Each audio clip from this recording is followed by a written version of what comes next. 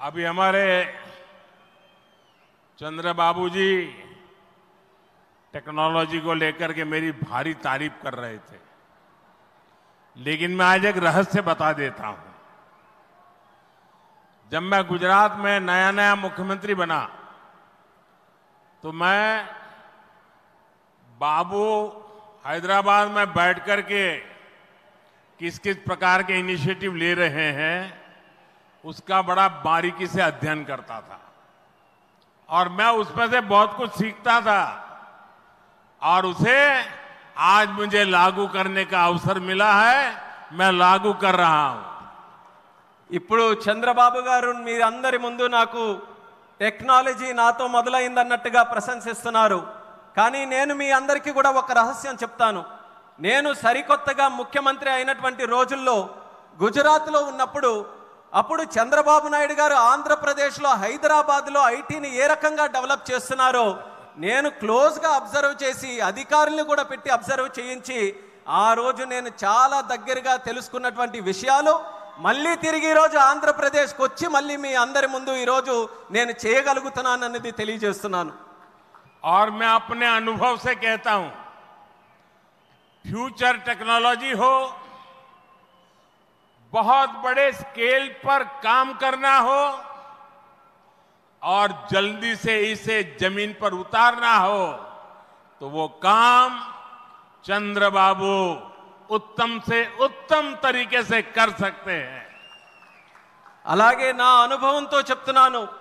పెద్ద స్కేల్లో ప్రాజెక్టులు చేయాలన్నా తొందరగా అవి పూర్తి చేయాలన్నా మంచి క్వాలిటీతో అవన్నీ కూడా పూర్తి చేయాలన్నా దేశంలో చంద్రబాబు నాయుడు గారి కంటే దాంట్లో మిన్న మరెవ్వరూ కూడా లేరు అనేది ఈ సభాముఖంగా తెలియజేస్తున్నాను. साथियों, 2015 में मुझे प्रजा राजधानी का शिलान्यास करने का अवसर मिला था. बीते सालों में केंद्र सरकार ने हर प्रकार से अमरावती के लिए मदद दी है. यहां बेसिक इंफ्रास्ट्रक्चर के निर्माण के लिए सभी कदम उठाए गए हैं. अब चंद्रबाबू गारू के नेतृत्व में राज्य सरकार बनने के बाद सारे ग्रह जो लगे थे अब हट गए हैं. यहां विकास कार्यों में तेजी आ गई है.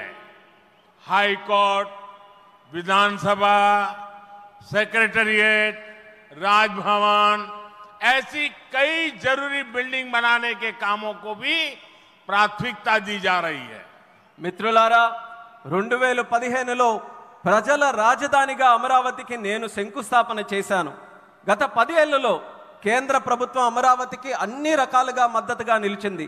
ఇక్కడ మౌలిక వసతుల నిర్మాణానికి అవసరమైన ప్రతి అడుగు కూడా వేసింది. ఇప్పుడు చంద్రబాబు నాయుడు గారి నాయకత్వంలో ప్రభుత్వం ఏర్పడిన తర్వాత అభివృద్ధి మరింత వేగంతో ముందుకు వెళ్తుంది. ఇక్కడ హైకోర్టు, అసెంబ్లీ, సచివాలయం, రాజ్భవన్ వంటి అవసరమైన నిర్మాణాలకు ప్రస్తుతం ప్రాధాన్యత ఇస్తుంది. साथियों, एनटीआर गारू ने विकसित आंध्र प्रदेश का सपना देखा था. हमें मिलकर अमरावती को, आंध्र प्रदेश को विकसित भारत का ग्रोथ इंजन बनाना है. हमें एनटीआर गारू का सपना पूरा करना है. चंद्रबाबू गारू, ब्रदर पवन कल्याण,